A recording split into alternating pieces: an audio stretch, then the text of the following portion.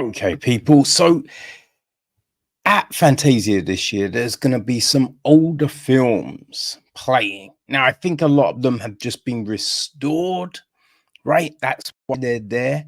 Now, one of these films is Hollywood 928. Hmm.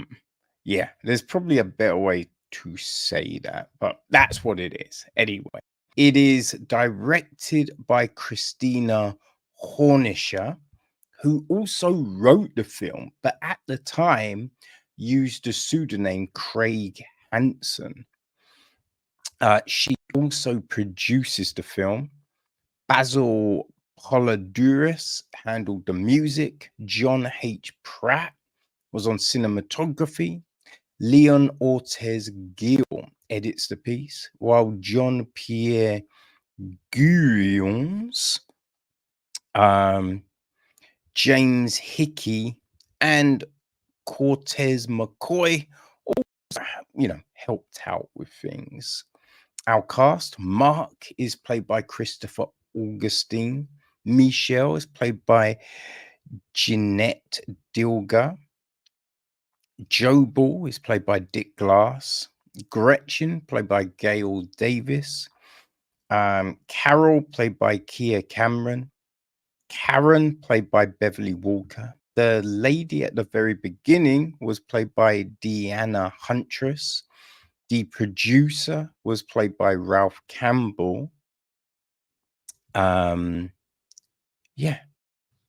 The gist of the film is Mark, a young professional photographer, travels to Hollywood hoping to make it as a cameraman in the movie business. Unfortunately, the only jobs he can find are shooting porn loops for a sleazy producer. Depressed and increasingly delusional, he begins to take out his frustrations on pretty young women he meets by strangling them. No, that's not the film. And I feel the film, I mean, this is a weird fucking film, right? And you get, because we don't see, Mark traveling to Hollywood. We don't see him really struggling to find work. He has one meeting where he's looking to get other work, but that's it. And the guy is just, he's looking to hire him. So we don't see this crazy struggle, right?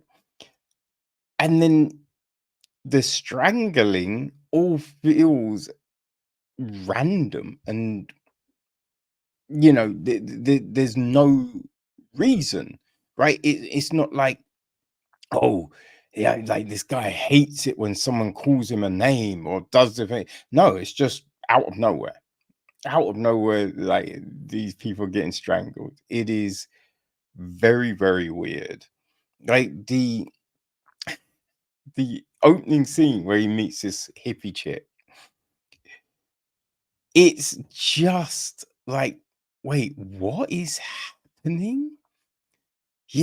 There's no like charming conversation or anything like that, but he gets to the house and then we get this really weird scene where she's naked, he's fully clothed, and he's just like rubbing her for ages. But but the way she's lying, it's not like in pleasure or sensual. It's really weird. It's such a weird scene.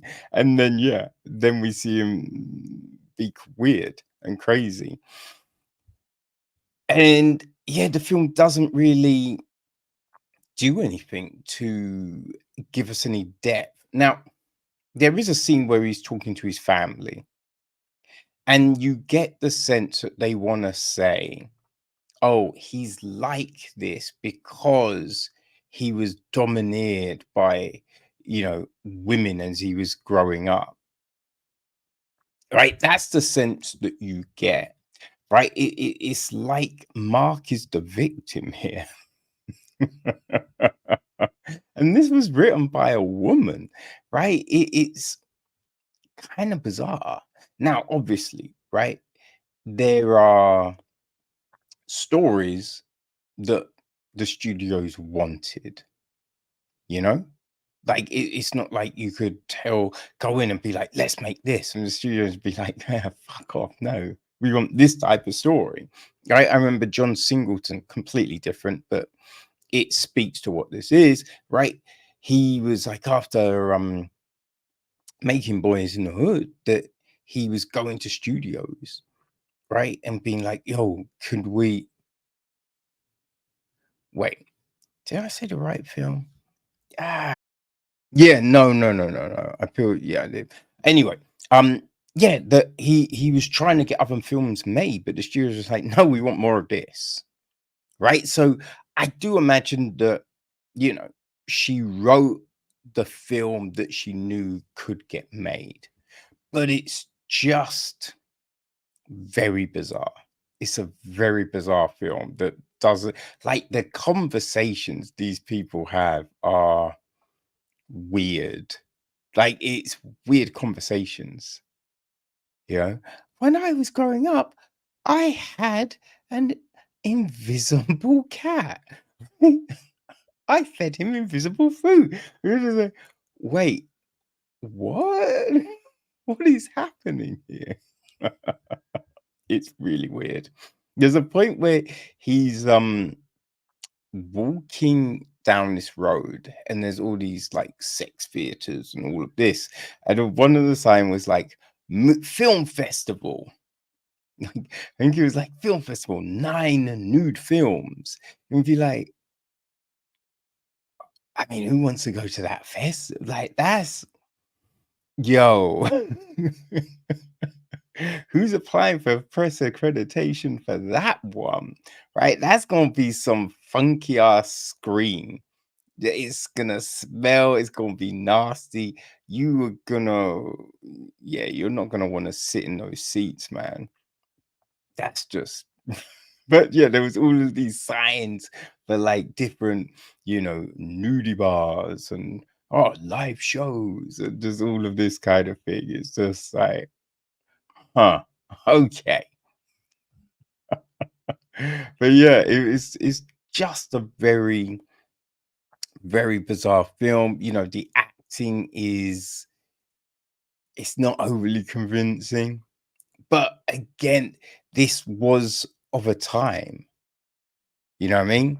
This isn't a new film, right? So I think you definitely look at it and you're like, okay, right? I get it. I understand because films in the 70s, they were kind of funky, right? They were weird, right? When you look at them, the cinematography's like completely different, right? The acting, you know what I mean? Like, look scared and be like, no, I'm scared. And be like, oh, bruv, that's superb. You killed it.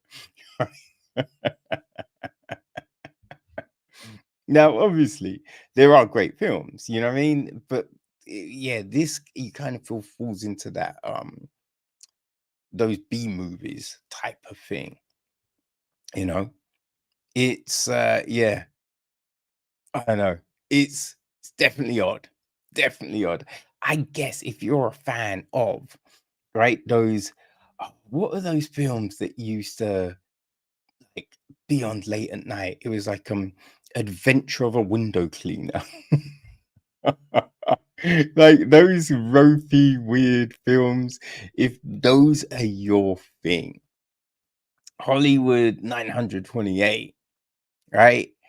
I think you're gonna be like, ooh. let's let's do it. Let's check that shit out. Right? It is screening at Fantasia on was it Friday the 26th, right? At 5:15 in the evening. It's at the Celle Jadessu cinema. So yeah, if you want to see some restored nudie 70s film, then that might be for you. Okay.